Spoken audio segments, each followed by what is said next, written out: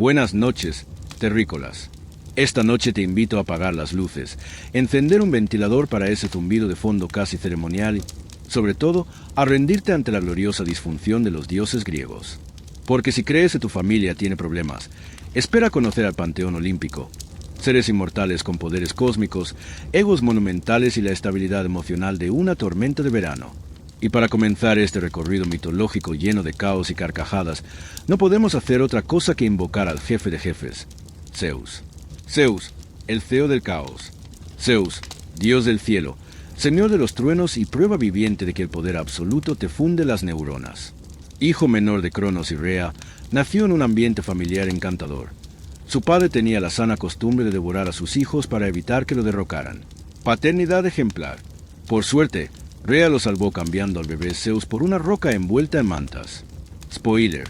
Cronos no notó la diferencia. Cuando Zeus creció, regresó para derrocar a papá Cronos. Lo destripó cual cirugía mitológica express y liberó a sus hermanos. Hades, Poseidón, Hestia, Hera, Demeter. Felicidades. Acababan de nacer los problemas familiares más famosos del mundo antiguo. Zeus, coronado como rey del Olimpo, se encargó de la justicia, los juramentos y el orden cósmico, en teoría. En la práctica, se convirtió en el Casanova celestial más incansable jamás registrado. Su lista de conquistas incluye diosas, ninfas, humanas y hasta formas de niebla dorada, cisnes seductores y toros fornidos. Todo menos límites. ¿Y su matrimonio? Ah, sí, se casó con su hermana Hera. Porque, claro, nada dice felicidad conyugal como la consanguinidad divina. Hera, la esposa, la hermana y la venganza hecha diosa. Hera, reina del Olimpo, diosa del matrimonio y el ejemplo viviente de cómo un contrato conyugal puede volverse una telenovela eterna. Su matrimonio con Zeus fue tan armonioso como una pelea de cuchillos en un ascensor. Y sin embargo, en lugar de enfocar su ira en su esposo infiel, Hera la redirigía con precisión quirúrgica hacia sus amantes y sus hijos. El resultado: maldiciones, transformaciones, tragedias y algún que otro intento de infanticidio con serpientes. No obstante, Hera no era solo rencor y rabia. También protegía a las mujeres en el parto, cuidaba el sagrado vínculo del matrimonio y contaba con templos majestuosos en lugares como Argos y Samos. Era el equilibrio perfecto entre la dignidad y la furia embotellada. Una mezcla explosiva. Poseidón, el tío salado y su tridente. Poseidón, dios del mar, las tormentas, los terremotos y, por alguna razón, de los caballos. Mientras Zeus dominaba el cielo y Hades se quedaba con el inframundo, a Poseidón le tocó todo lo mojado. Gobernaba los océanos con su tridente gigante y una personalidad tan volátil como una tormenta tropical. A veces generoso, a veces destructivo. Poseidón era impredecible. Creador de islas y destructor de ciudades. Todo dependía de su humor y de si le habían ofrecido una cabra en sacrificio últimamente. También fue parte de uno de los episodios más ridículos de la mitología, el concurso para nombrar la ciudad de Atenas. Poseidón ofreció un manantial salado. Atenea, un olivo. Ganó ella. Poseidón, en respuesta, destruyó parte de la ciudad. Madurez olímpica. Hades, el gerente del más allá. Hades, el dios del inframundo, no era el diablo, ni un villano en llamas. Era simplemente el hermano mayor que sacó la pajita más corta y le tocó administrar el mundo de los muertos por toda la eternidad. Lo hacía con eficiencia, seriedad y un profundo desinterés por el drama de sus hermanos. Su dominio, también llamado Hades, porque el branding es importante, estaba dividido en secciones: Elysium para los héroes, Aspodel para los normales y Tártaro para los infames. A diferencia de los demás dioses, Hades no buscaba adoración ni escándalos. Solo quería que nadie se escapara. ¿El escándalo? El secuestro de Perséfone. Problemático, sin duda, pero con el tiempo, la pareja se volvió el matrimonio más funcional del Olimpo. Un extraño mito sobre el equilibrio, el cambio de estaciones y los acuerdos de custodia compartida más antiguos del mundo. Atena, la diosa con un plan. Atena, nacida de la frente de Zeus tras un dolor de cabeza mitológico, salió al mundo completamente armada y lista para arrasar, con sabiduría. Diosa de la estrategia, la guerra inteligente y las artes, era todo lo que Ares no era. Calculadora, prudente, elegante. Nunca se enredó en romances ni escándalos. Atena prefería asesorar héroes, liderar batallas mentales y castigar la arrogancia. Como cuando convirtió a Aracne en araña por ganarle en un concurso de tejido. porque incluso el Crocher era campo de guerra en sus manos. Ares, guerra, gritos y pocas neuronas. Ares representaba la guerra cruda, brutal y sangrienta. Si Atena era ajedrez, Ares era boxeo sin guantes. Impulsivo, arrogante y ruidoso, incluso Zeus lo odiaba. Era como el invitado no deseado que llega borracho a cada boda familiar. Pero Ares también inspiraba miedo. Era el dios del pánico y el terror. Su relación con Afrodita fue uno de los chismes eternos del Olimpo, especialmente cuando fueron descubiertos desnudos en una trampa por el esposo de ella, y todos los demás dioses fueron invitados a mirar. Afrodita, belleza, deseo y guerras por una manzana. Afrodita, diosa del amor y la belleza, era tan irresistible como caótica. Su nacimiento, desde la espuma del mar tras una amputación divina, es probablemente la metáfora más extraña del deseo jamás contada. Su influencia hacía que humanos y dioses perdieran el juicio. Su cinturón mágico la convertía en una bomba de feromonas andante. Pero su amor por el drama era legendario. Fue la causante indirecta de la guerra de Troya, solo por ganar un concurso de belleza. El premio, una manzana dorada.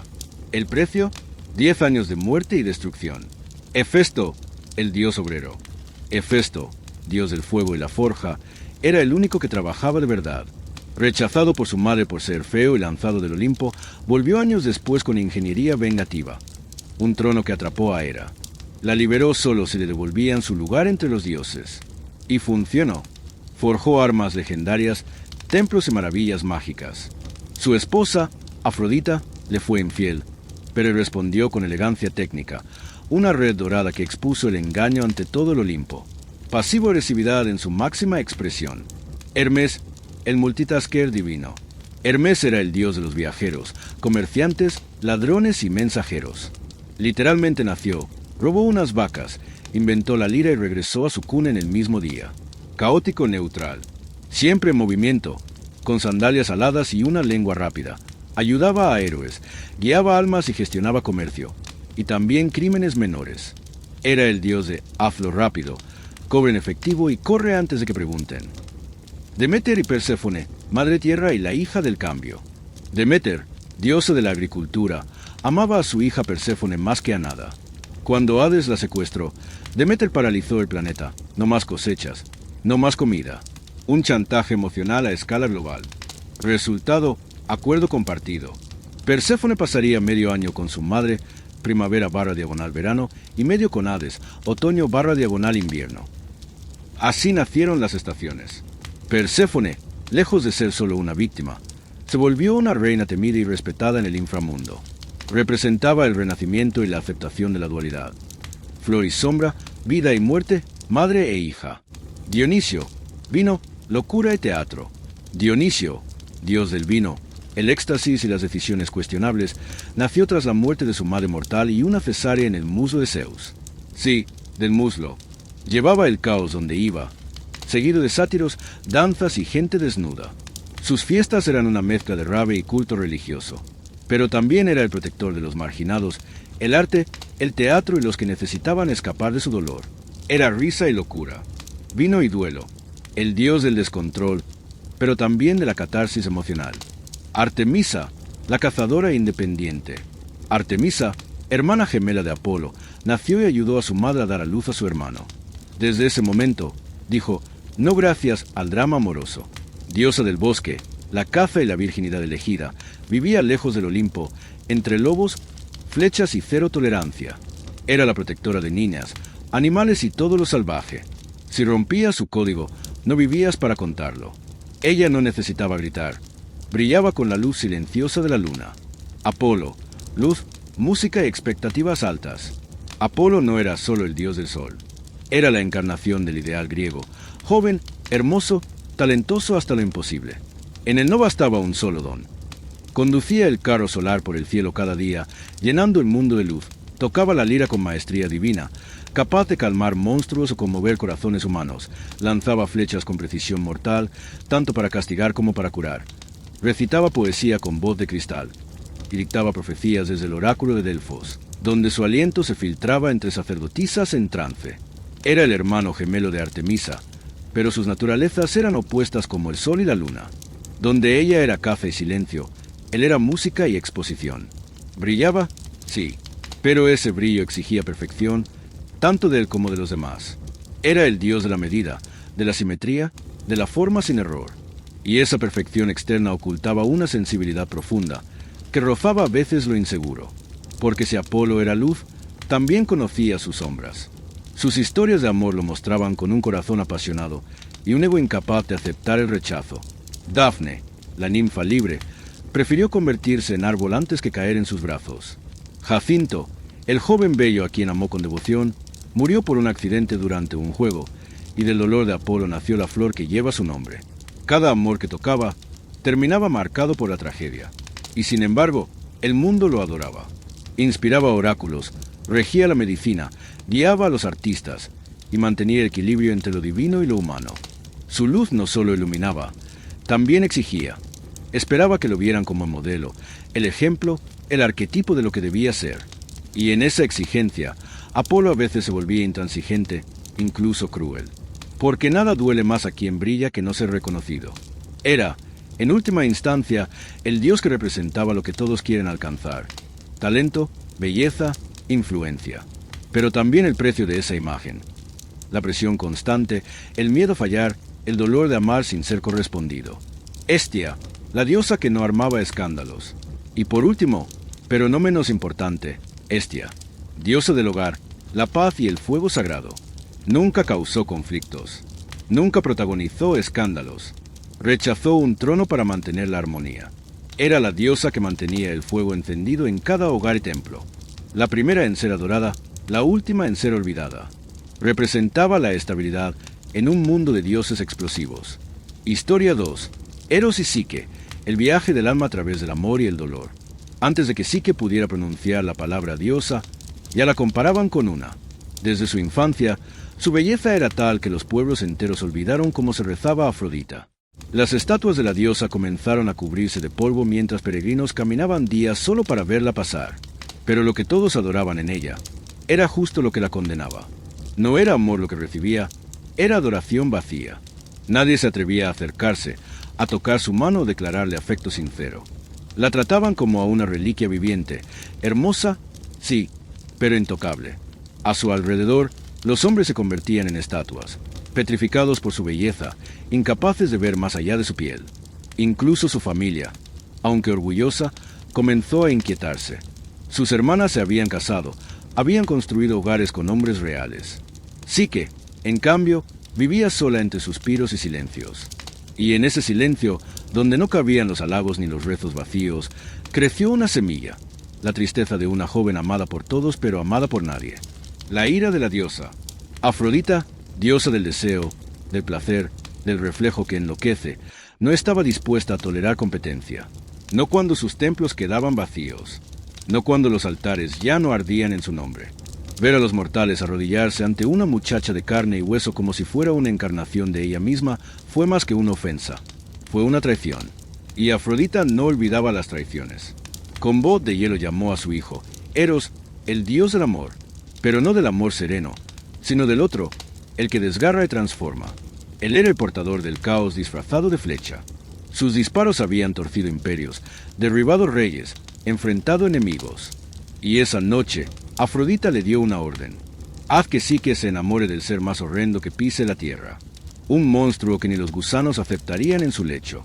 Eros descendió en la oscuridad, su carcaj cargado con flechas de destino. Encontró a Psique dormida, el resplandor de una vela temblando sobre su rostro. Se acercó, listo para cumplir el mandato de su madre. Pero algo ocurrió. Su mano tembló, la flecha se deslizó, y antes de poder reaccionar, la punta le rasgó la piel. Un solo pinchazo, un solo instante, y el dios del amor cayó en su propia trampa, el amor silencioso. Desde ese momento, Eros supo que ya no era un emisario de venganza, sino un guardián, un amante condenado al anonimato. Se retiró, pero no para olvidar. Desde las sombras, la protegía. Observaba en silencio cómo su belleza, antes celebrada, se convertía en maldición. Los rumores crecían. Se decía que Psique había despertado la furia divina, que ningún hombre la tocaría porque los dioses ya habían sellado su destino. Y entonces el oráculo habló: no se casará con mortal alguno. Será esposa de una criatura que ni los dioses osan nombrar. Enviadla al monte, vestida de novia. Allí la espera su destino. Y su familia obedeció. Llanto, resignación, despedidas. Pero sí que no lloró, no gritó. Aceptó su suerte con la serenidad de quien ya había perdido toda esperanza de amor. El palacio invisible. La llevaron al monte como si fuera una ofrenda antigua, como aquellas vírgenes que los mitos siempre mencionaban antes del sacrificio. Los ropajes que vestía eran más fúnebres que nupciales. Su familia, al pie de la colina, lloraba, pero no por ella exactamente, sino por el peso del destino que los dioses habían dictado, por el temor de lo que ocurriría una vez que la nieve la envolviera. Psique, en cambio, no lloró, no porque no sintiera miedo, sino porque el miedo ya era parte de ella. Lo había abrazado hacía tiempo, desde que supo que su belleza era una condena disfrazada de alabanza, desde que entendió que no tendría un amor humano, ni manos que se atrevieran a tocarla sin temblar. Y así, mientras el viento comenzaba a girar alrededor de sus tobillos como si danzara para despedirla, cerró los ojos y esperó las garras. Esperó colmillos, oscuridad, ruinas. Esperó un monstruo, pero no fue el rugido lo que la recibió. Fue el viento, no agresivo ni huracanado, sino suave decidido, como un suspiro de algún dios que aún recordaba lo que era la ternura. Ese viento la levantó sin violencia, la envolvió como si fuera bruma, y la transportó a través del aire, alejándola de los ojos de los hombres y depositándola en un valle oculto, como si el mundo la quisiera esconder del juicio humano y de la cólera divina. Y allí, cuando por fin abrió los ojos, no vio oscuridad ni precipicios, sino luz. El lugar no se parecía a ningún paisaje que la memoria pudiera comparar. Las flores que crecían no tenían nombre. El sol descendía en ángulos imposibles entre árboles que murmuraban sin moverse. Y en medio del valle, elevándose como un sueño antiguo, se alzaba un palacio que no tenía constructor. Era demasiado perfecto para ser humano, demasiado sereno para ser de los dioses olímpicos. No estaba hecho de piedra, sino de ausencia de peso, de líneas imposibles, de transparencias. Sus columnas no proyectaban sombra. Sus muros parecían tejidos de aire y reflejo. Todo allí parecía flotar entre lo tangible y lo soñado. Y sin embargo, era real. Sí que entró. No tuvo que empujar ninguna puerta. Todo se abría ante ella como si el palacio respirara su presencia. Las salas estaban adornadas sin ostentación, bañadas de una luz sin fuente, de aroma sin flor visible. Manjares aparecían en mesas que no crujían, agua en jarras que nunca se vaciaban, y vestidos que se deslizaban hacia ella como si tuvieran voluntad propia. No había sirvientes, pero todo estaba al servicio de su comodidad. Y cuando la noche llegó, una voz habló. «No temas, estás a salvo. Este es tu hogar». No era una voz que dominaba ni que se imponía. Era una voz que susurraba sin temblor. Masculina, pero con una dulzura que no tenía género. Esa voz le hablaba desde la penumbra. Le acariciaba el rostro con dedos invisibles. Le ofrecía consuelo, compañía, promesa sin prometer. Nunca lo vio, nunca lo tocó. Cada noche compartían lecho, respiraciones, ternura. Pero el rostro de su esposo seguía oculto, como si el amor tuviera forma, pero no imagen. «No trates de verme», le decía cada vez que ella, en susurros, intentaba rogar. «Si lo haces, me perderás para siempre». Y Psique, aunque era mortal, obedecía. No porque no sintiera curiosidad, sino porque por primera vez en su vida no sentía sola. Vivía entre susurros, entre brazos que le envolvían en la oscuridad, entre palabras que no pedían nada a cambio. Allí no era la hermosa, no era la diosa falsa, era simplemente alguien querida. Y durante días, semanas o quizá meses, pues el tiempo se volvía una bruma dentro de ese palacio sin relojes ni relojes, ella vivió algo que ningún poema podría describir, una intimidad sin rostro, un amor sin forma, una pasión invisible pero indiscutible. Sin embargo, incluso los jardines más hermosos tienen raíces expuestas. Incluso los silencios más dulces esconden grietas. Porque el corazón humano, por muy amado que esté, es una criatura inquieta. Y la duda, cuando brota, lo hace como la hiedra, silenciosa, paciente y al final, inevitable. Las hermanas. El día que Psique pidió ver a sus hermanas, no lo hizo por capricho, ni por vanidad. Lo hizo por nostalgia. Porque a pesar del lujo, a pesar del placer y la compañía nocturna, seguía siendo humana. Extrañaba el roce del mundo mortal, las voces conocidas, las risas que compartieron antes de que su destino se volviera excepcional. Y Eros, que aún permanecía oculto, sintió miedo. No miedo al encuentro, sino miedo lo que traen los lazos de sangre, comparación, sospecha, sombra. Aún así, cedió. Las hermanas llegaron envueltas en túnicas lujosas, pero sus miradas cargaban otro tipo de equipaje, una mezcla de asombro y veneno. Al ver a Psique viva, no solo viva sino gloriosa, su piel resplandeciente, sus ojos iluminados, su sonrisa plena, sus corazones se torcieron con la emoción más antigua de todas, la envidia.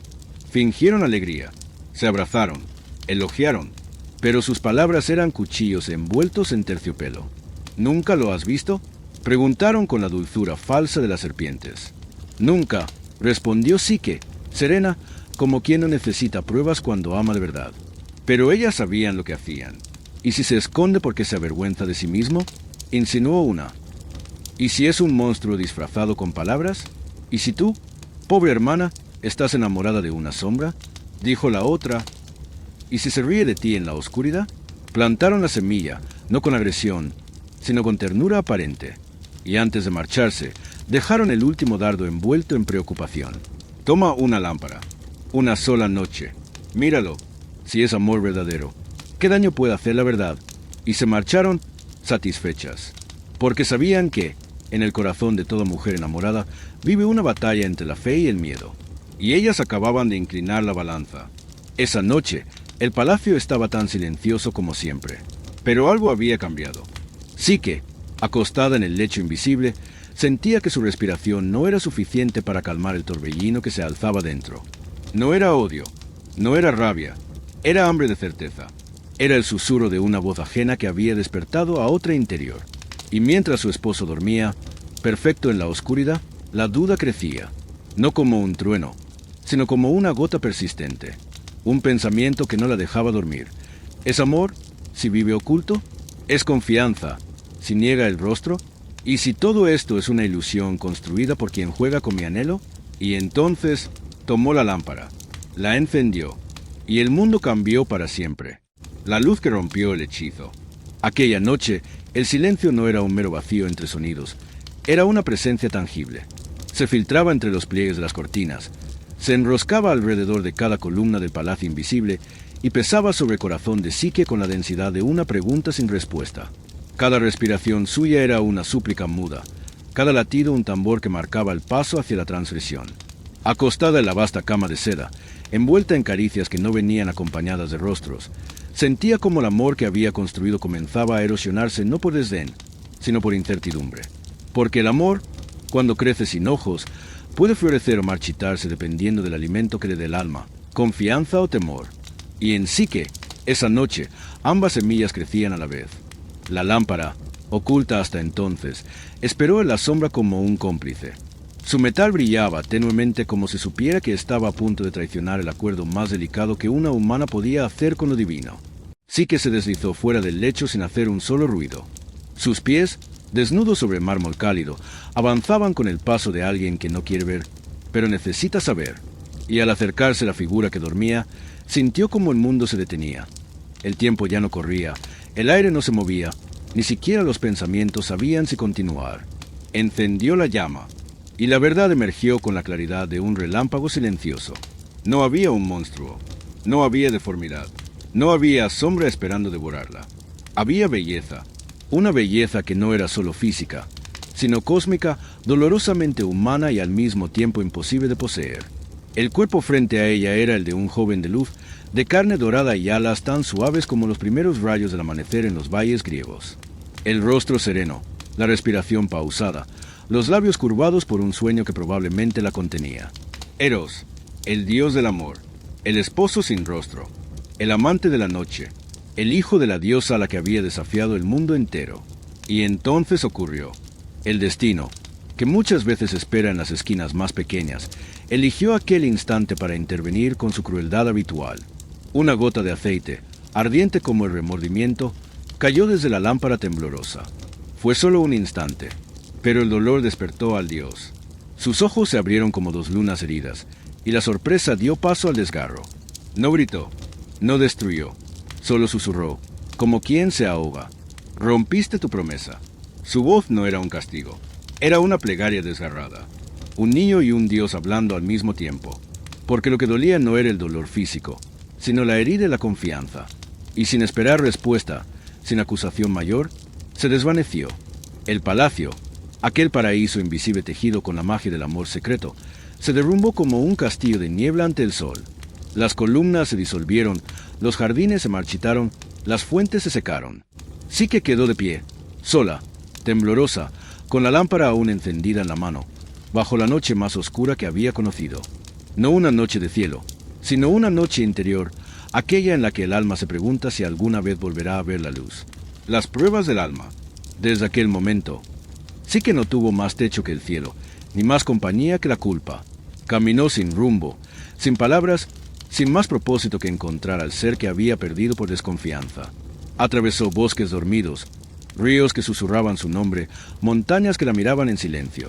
En cada piedra, en cada estrella, en cada reflejo, buscaba a Eros. Lo invocaba en sueños, en susurros, en lágrimas que no mojaban, sino quemaban. Pero el amor que una vez había bajado del cielo ya no respondía. Solo el eco le devolvía sus súplicas. Y cuando el mundo pareció cerrar todas sus puertas, comprendió que debía ir hacia quien las había abierto todas para ella, Afrodita.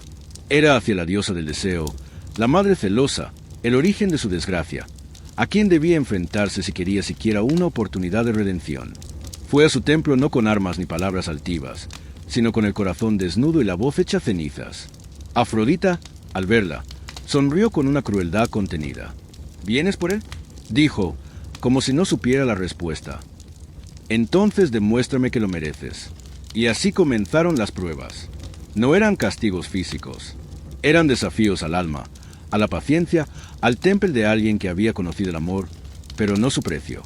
La primera prueba consistía en separar una montaña infinita de semillas mezcladas: cebada, lentejas, trigo, amapola, garbanzos, todo revuelto en un caos que ni el tiempo podría ordenar.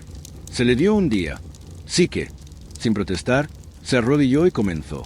Sus dedos eran torpes, su visión se nublaba, sus fuerzas se extinguían, hasta que la naturaleza intervino.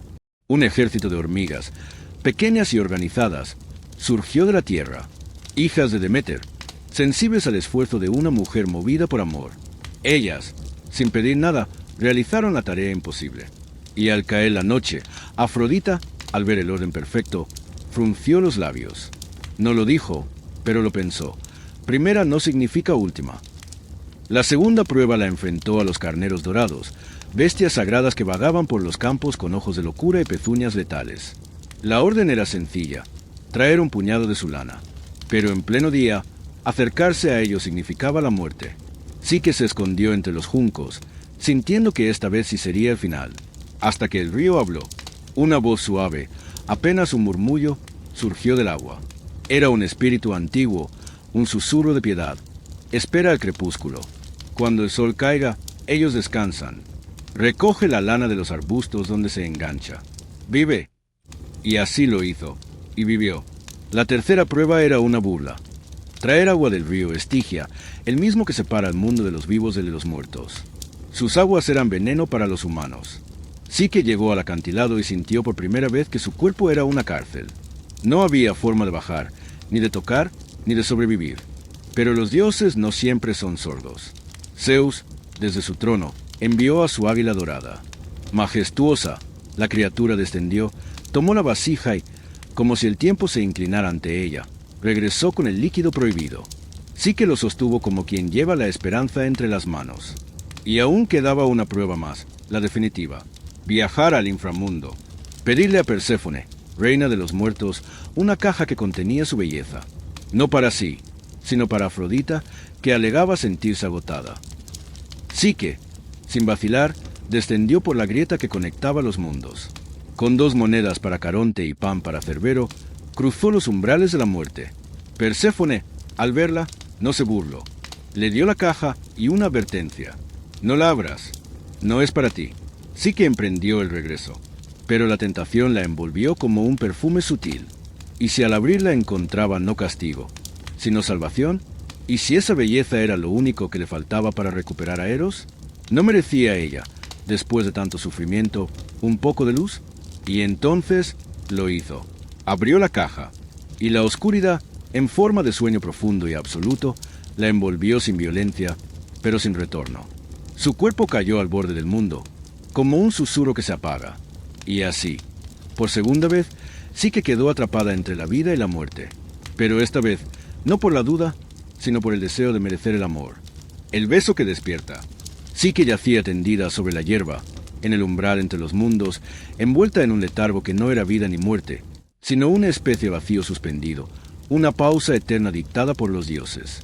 No dormía, pero tampoco soñaba. Su piel, antes cálida y viva, ahora era mármol bajo la luz del ocaso. Su pecho no se alzaba con el aire ni su mirada respondía al cielo. Había sido vencida no por espadas ni venenos, sino por la tentación de saber, por el peso de la duda humana, por ese impulso tan profundo y antiguo que nos empuja a abrir cajas selladas, a mirar lo que se nos prohíbe, a tocar lo que podría quemarnos. La caja de Perséfone, aquella que prometía belleza y contenía olvido, yacía a su lado como testigo mudo del error. Pero aún en su aparente final, sí que no estaba perdida, porque aunque su cuerpo reposaba en silencio, su alma no había renunciado. Había atravesado los límites del mundo por amor. Había desafiado a Afrodita, a Hades, a sí misma. Había caído, sí, pero con una promesa viva en el corazón. Muy lejos de allí, en las alturas de un Olimpo dividido entre desprecio de unos dioses y la admiración silenciosa de otros, Eros sentía que el lazo que lo unía a ella no se había roto. A pesar de las distancias, a pesar del mandato de su madre, de las heridas y los miedos, el eco del alma de Psique aún susurraba en su pecho. Ya no era el niño alado que jugaba con corazones ajenos. Ya no era solo el dios caprichoso que disparaba flechas sin mirar. Había aprendido a amar, había aprendido a temer, y ahora comprendía que no podía seguir escondido detrás del deber filial o la sombra. Con alas abiertas como una tormenta dorada, descendió del cielo en un vuelo que rasgó las nubes como si el universo entero se apartara para dejarlo pasar. Y al encontrarla allí, inerte, en ese estado de limbo, su alma se quebró. Se arrodilló junto a ella con una mezcla de esperanza y desesperación, la estrechó entre sus brazos con la ternura de quien abraza lo irrepetible, y en ese silencio cargado de pena, dejó caer lágrimas que ninguna deidad había visto jamás brotar de sus ojos. No pronunció conjuros, no invocó hechizos, no apeló a la magia de su linaje. Solo se inclinó, tembloroso, y posó sus labios sobre los de ella. Fue un beso sin fuegos artificiales ni rayos celestiales. Fue un beso humano, profundamente humano. Un gesto simple que arrastraba consigo todo el peso de los sacrificios, las búsquedas, las noches de vacío. Un beso lleno de arrepentimiento y de amor, de esperanza y de redención. Fue ese beso, imperfecto y sincero, el que rompió el hechizo. No por su poder místico, sino porque era verdadero. Porque era amor sin máscaras. Y así, en un suspiro leve como el primer aliento tras un largo naufragio, Psique abrió los ojos. Y con ese despertar no volvió solo la conciencia. Volvió el alma, la plenitud, la vida misma. El juicio de los dioses. Pero el despertar de Psique no marcó el fin del conflicto. El Olimpo, testigo de todo lo ocurrido, ardía en debates, orgullos heridos y antiguos rencores. Afrodita, altiva y colérica, exigía castigo. Gritaba que Psique había osado desafiar el orden sagrado, que se había atrevido a tocar lo divino sin serlo, que había causado caos y vergüenza al robar el corazón del mismísimo dios del amor. En su voz se mezclaban la rabia de una madre y la soberbia de una diosa. Y ante esa furia, los otros dioses vacilaban. Algunos murmuraban comprensión. Otros, silencio. Todos sabían que lo que Psique había hecho no era común. No era tolerable para el viejo orden. Entonces, Zeus se alzó desde su trono de nubes. No rugió, no lanzó rayos, no impuso con fuerza. Simplemente habló. Su voz, grave y medida, cayó como un veredicto sobre los vientos. Esta mortal ha cruzado pruebas que ni nosotros, los eternos, enfrentaríamos sin quebrarnos. Ha caminado entre sombras, ha confiado en el amor cuando todo la empujaba al miedo. Ha fallado, sí, pero también ha persistido. Ha caído y se ha levantado. Ha llorado y ha amado. Ha sido, en todo, humana, pero en su humanidad ha demostrado un poder que muchos aquí han olvidado, el poder de resistir por amor. Y entonces, Zeus no dictó castigo. Ofreció recompensa. Mandó traer una copa de ambrosía, el néctar de los dioses, el elixir que quema la mortalidad como el fuego consume la cera. Y tendiéndola hacia ella, le ofreció una opción. No un regalo, sino un reconocimiento. Bebe, dijo, y deja atrás la carne efímera. Camina con nosotros no como intrusa, sino como igual. no porque naciste diosa, sino porque lo mereciste con cada paso. Psique no tembló. Sus manos tomaron la copa con serenidad. Bebió, y el cambio fue sutil, pero eterno. No se transformó en otra. Se reveló en lo que ya era, un alma que había sido templada en dolor y en amor, un alma digna del Olimpo. Y con esa transformación nació algo nuevo, algo que nunca antes había existido. Una diosa que no venía del linaje, sino del sacrificio. Una deidad no de los cielos, sino del alma. Y fue coronada así, Psique, diosa del alma, porque su nombre ya la anunciaba desde el principio. Psique, que significa no solo mente, sino también respiración de vida, susurro del ser, esencia que trasciende la carne. A su lado, Eros la tomó de la mano. Se miraron como quienes han pasado juntos por la muerte y han regresado para contarlo. Su boda no fue solo unión, fue triunfo. No se casaron bajo decretos, sino bajo el peso compartido de una historia irrepetible. Y de su amor, sellado por el dolor y la esperanza, nació una hija, Edoné, la diosa del placer puro. No el placer egoísta, sino el que nace de la unión entre el alma y el amor. Un símbolo viviente de que incluso en los relatos más crueles puede florecer la alegría. Y así, Psique y Eros no solo se convirtieron en leyenda, se convirtieron en espejo, en una verdad envuelta en mito, porque su historia no es solo de ellos. Es la historia de todos los que han amado sin garantías, caído sin red y aún así se han levantado. Su beso fue real, su juicio justo, su unión eterna. Historia 3. El castigo de Medusa, la historia de la sacerdotisa maldita. Acto I. La devoción rota. Mucho antes de que su nombre inspirara terror, mucho antes de que las estatuas se congelaran en medio de un grito o que el susurro de serpientes reptara por los salones de mármol, Medusa fue una joven mortal, de una belleza tan delicada y serena que parecía no pertenecer a este mundo. Su hermosura no era estridente ni arrogante.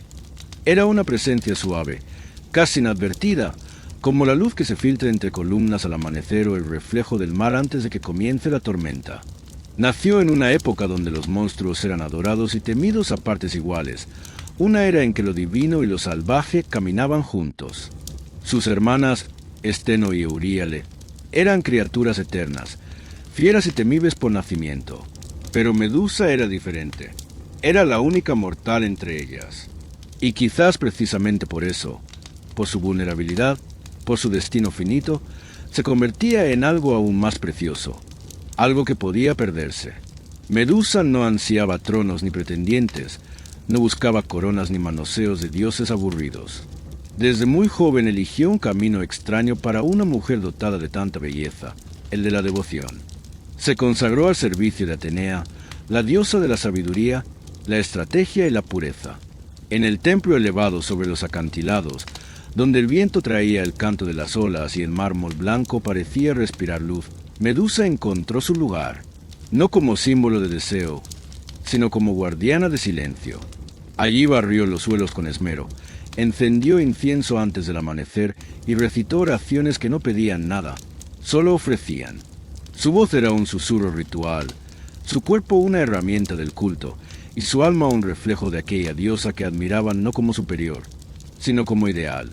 El pueblo comenzó a hablar de ella, no como mujer, sino como estatua viviente. Decían que parecía esculpida por Fidias con la bendición de los cielos. Algunos venían a rezar a Atenea, pero desviaban los ojos hacia Medusa, y así, sin quererlo, se volvió símbolo.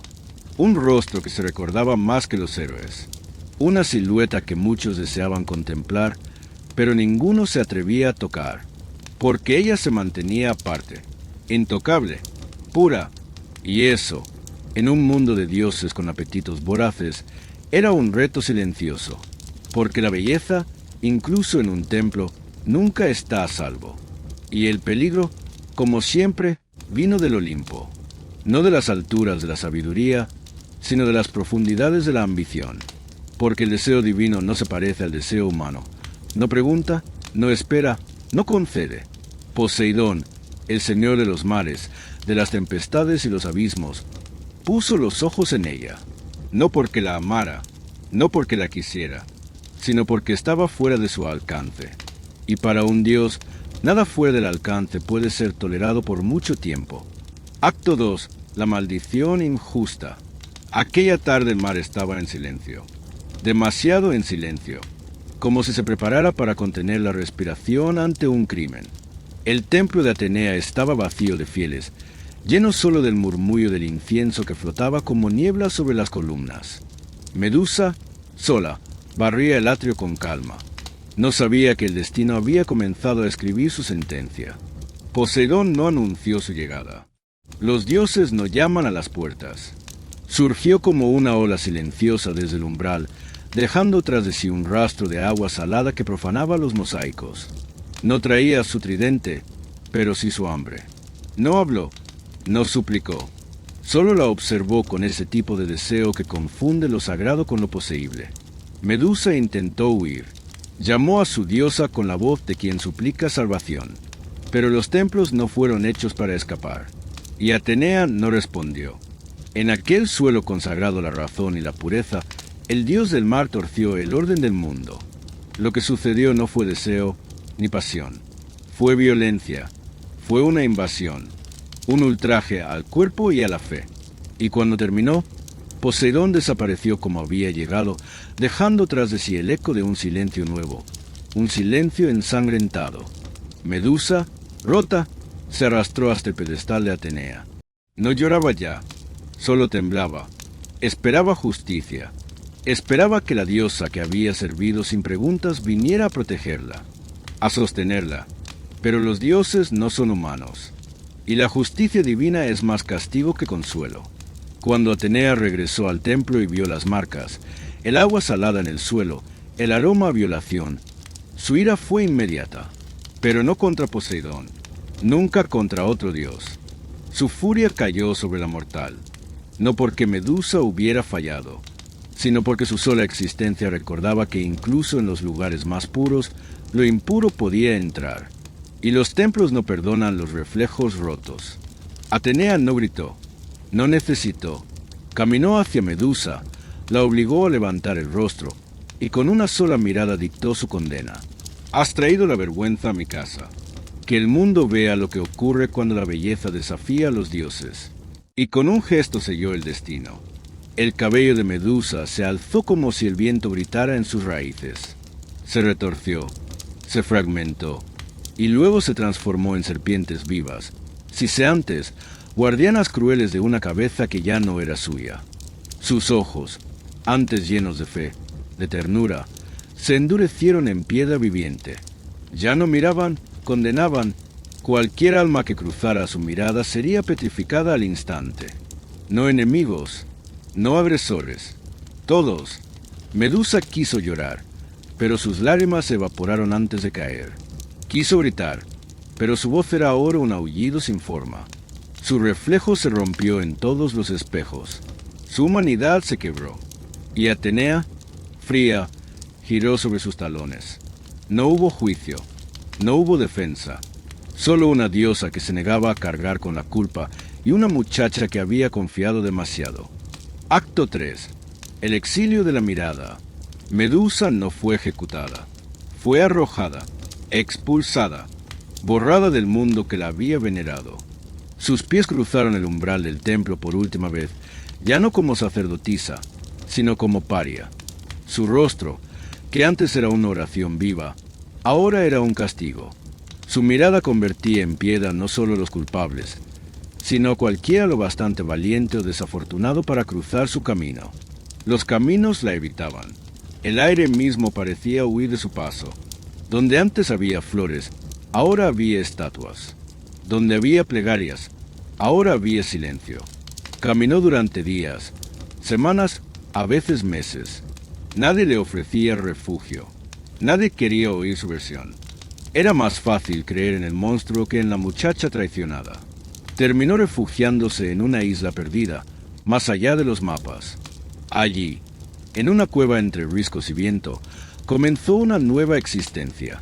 No una vida, una penitencia extendida. No necesitó construir un hogar. La roca fue su único techo. Las estrellas, distantes e indiferentes, su única compañía. En las paredes del refugio, grabó recuerdos, rostros que se desvanecían, palabras que ya no podía pronunciar. Su cabello siseaba en sueños, advirtiéndole cuando alguien se acercaba. Y cuando los hombres llegaron, porque siempre llegan, lo hacían no con compasión, sino con espadas, con historias de gloria que buscaban escribir sobre su carne. Ninguno volvió, no porque Medusa los odiara, sino porque ella ya no podía elegir a quién mirar y a quién no. Así comenzó su segunda vida, una vida sin voz, sin rostro, sin destino propio. El mundo la había convertido en mito, pero no en uno que explicara la verdad. El relato cambió. Se dijo que era una criatura nacida del caos, que había sido castigada por su arrogancia, que su cabello era un castigo merecido, que su mirada era una maldición provocada por su belleza maliciosa. Nadie contó lo ocurrido en el templo. Nadie mencionó el trono que nunca quiso, el dios que nunca amó, la diosa que nunca la escuchó. Y Medusa calló, porque a veces el silencio es la única forma de no romperse del todo. Acto 4. El rostro detrás del mito. Cuando el mito camina hacia su propia ignorancia, el silencio se convierte en crimen. Mientras Medusa respiraba entre ruinas y estatuas petrificadas, su corazón aún palpitando bajo una capa de maldición y abandono, el mundo giraba en otra dirección. Muy lejos de aquel rincón maldito del mundo donde el viento parecía callar por respeto o por miedo, otro destino comenzaba a tejerse sin saber que acabaría entrelazado con el suyo. Un joven crecía sin gloria, sin corona, sin saber que una espada y un nombre lo arrastrarían a un acto irreversible. Su nombre era Perseo. Nació no como una bendición, sino como una amenaza profetizada. Su existencia no fue celebrada con cantos ni vino, sino escondida en la oscuridad de una celda de bronce. Allí, en la torre de una acrópolis solitaria, una joven madre, Danae, de mirada endurecida por el encierro y el recuerdo de la libertad, lo alimentaba con manos temblorosas. Su padre no era un hombre, sino un dios en forma de lluvia dorada, que había atravesado barrotes y voluntades para engendrarlo. Zeus, como siempre, había tomado lo que quiso sin pedir permiso, y en su estela había dejado más caos que milagro. El abuelo de Perseo, Acrisio, temía una profecía más que a la sangre. Le habían dicho que su nieto sería su fin, y como todo rey que juega a desafiar a los oráculos, intentó encerrar el futuro. Pero el destino no conoce cerraduras. Perseo, aún en pañales, fue condenado a morir antes de vivir. Metidos en un cofre sellado, él y su madre fueron arrojados al mar. Las olas los tragaron como se tragan los secretos vergonzosos. Pero el mar, ese anciano cambiante que a veces sirve a los hombres y a veces a los dioses, decidió no cumplir la sentencia.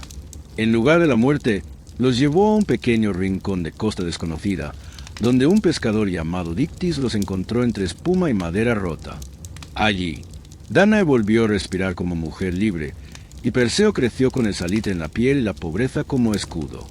Fue un niño sin patria, sin trono, pero con ojos que aprendieron a leer los gestos de los hombres antes que sus palabras. Su madre le enseñó que los poderosos sonríen mientras planean, que los obsequios siempre tienen precio y que la verdad rara vez viste ropajes elegantes. Perseo aprendió a observar, a dudar, a esperar, pero incluso los rincones olvidados por los dioses tienen reyes. Polidectes, el nuevo gobernante de la isla, era un hombre de sonrisa afilada y deseo sin freno.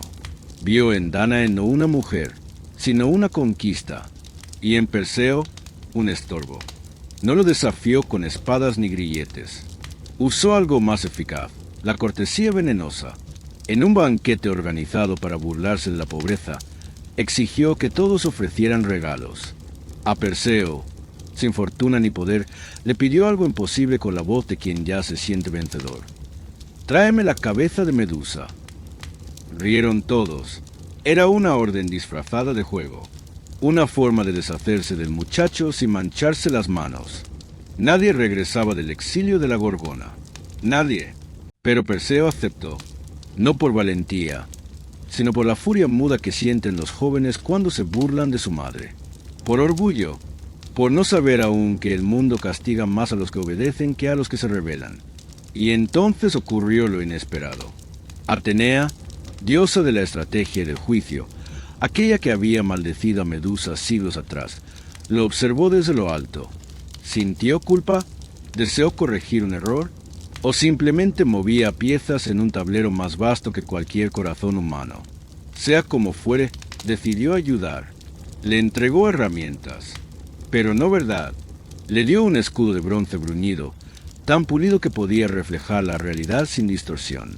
Le dio unas sandalias aladas, para volar más allá de los límites del hombre. Le ofreció una espada divina, capaz de cortar lo que no podía ser tocado, y un casco de Hades, que lo volvía invisible. ¿Armas? Sí, pero ningún relato. Nadie le dijo quién era Medusa, solo lo que debía temer. Así, armado por dioses, pero ciego por mitos, Perseo emprendió el viaje, no hacia un monstruo, sino hacia el corazón de una historia que había sido tergiversada por siglos. Atravesó desiertos en los que los huesos marcaban rutas perdidas. Cruzó mares cuyas olas repetían nombres olvidados. Llegó al mundo donde el tiempo ya no fluía y los paisajes se volvían sueños o amenazas. Allí encontró a las Grayas. 3 ancianas que compartían un solo ojo, una sola verdad. Les arrancó la ubicación de la Gorgona con la violencia desesperada de quien no sabe que está siendo utilizado. Y entonces llegó. La isla no lo recibió con rayos ni bestias. No hubo gritos, ni tormentas, ni guardianes del abismo. Solo un silencio de muerte. Un silencio que hablaba más fuerte que el estruendo. El paisaje era de piedra. Soldados, cazadores, héroes de antaño, todos detenidos en el momento exacto de su arrogancia. No eran trofeos, eran advertencias. Rostros congelados en expresiones de terror, sorpresa o súplica. Estatuas vivas de quienes creyeron que el mito era solo una fábula sin consecuencias. Perseo caminó entre ellos sin entender, sin querer entender. Todo en su interior le gritaba que estaba llegando a la guarida de una bestia, que su misión era salvar el mundo de una amenaza, que su gloria dependía de completar esa hazaña. El mundo le había enseñado que los monstruos no tienen historia, solo víctimas, y entonces la vio. Medusa, no erguida, no rugiente, no acechando, sino dormida, enroscada sobre sí misma como una flor que nunca aprendió a abrirse del todo. Sus cabellos, serpientes dormidas, no silbaban. Su respiración era lenta, humana. Su rostro, sereno, cansado. Perseo levantó el escudo para mirarla a través de su reflejo. Y lo que vio no era un monstruo. Era una mujer rota. Una criatura expulsada del mundo por el pecado de existir. Por la belleza que atrajo la violencia de un dios. Por el castigo de una diosa que prefirió la ley al consuelo. Era una víctima convertida en amenaza. Una historia sepultada bajo siglos de ruido. Y, sin embargo, levantó la espada. No porque la odiara, no porque la deseara muerta, sino porque el mundo se lo había ordenado.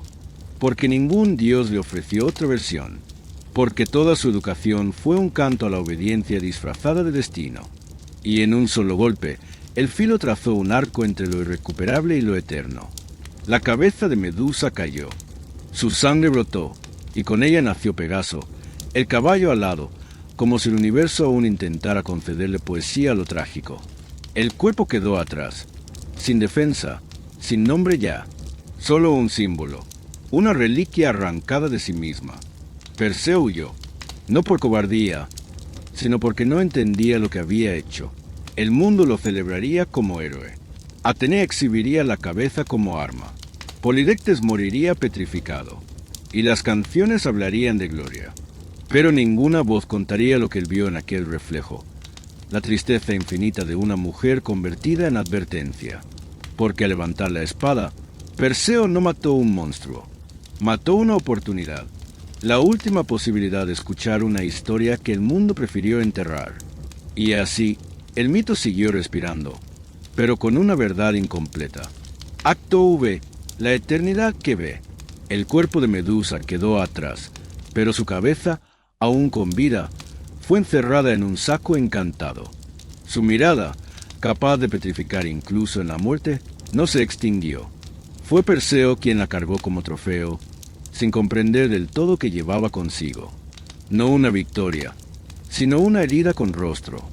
No un arma, sino una historia que los dioses habían intentado silenciar y que ahora brillaba con una voz muda que atravesaría los siglos.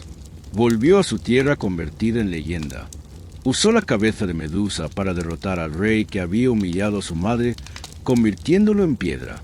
Liberó, luchó, triunfó, y en cada hazaña la cabeza iba con él.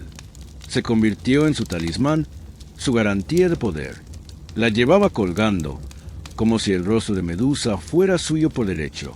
Pero nunca contó lo que había visto en la cueva. Jamás dijo que ella dormía, que no atacó, que no gritó, que parecía, más que monstruo, víctima. Para el mundo, Medusa fue vencida, y con el tiempo, lo que no se nombra se deforma. Las leyendas comenzaron a multiplicarse. Su nombre dejó de ser el de una mujer. Se convirtió en un sinónimo de horror. Los poetas cantaban a su cabello de serpientes, a sus ojos malditos. Pintores y escultores llenaron templos con su imagen retorcida. Los mismos templos que la habían condenado ahora usaban su rostro como advertencia, como escudo, como marca de guerra. Fue Atenea, irónicamente, quien reclamó la cabeza de Medusa para sí. La diosa que la maldijo ahora la exhibía. La colocó en el centro de su égida, su escudo sagrado, y la convirtió en emblema de su poder.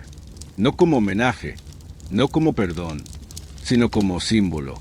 La mirada de Medusa, que había sido castigo, fue reciclada como herramienta de gloria. Allí estaba, petrificando ejércitos, sembrando pánico, encabezando la marcha de los dioses. Pero nadie preguntó nunca, ¿quién fue ella? No recordaban su nombre, no su oración en el templo, no su servicio silencioso, ni su fe, ni su caída, y sin embargo, sus ojos seguían abiertos. Pasaron los siglos. Los imperios que la usaron como arma se desplomaron. Los héroes que contaban su muerte fueron olvidados. Pero el rostro de Medusa permaneció, escondido en monedas, en techos de templos rotos, en mosaicos bajo capas de tierra, sobre puertas, escudos, columnas. Su imagen, primero temida, luego odiada, terminó por transformarse, porque el tiempo no borra las heridas, las revela. Algunas mujeres, en los márgenes del mundo, comenzaron a dejarle ofrendas. Pequeños cuencos de leche, serpientes de barro, murmullos al amanecer. No rezaban por protección, rezaban para recordar.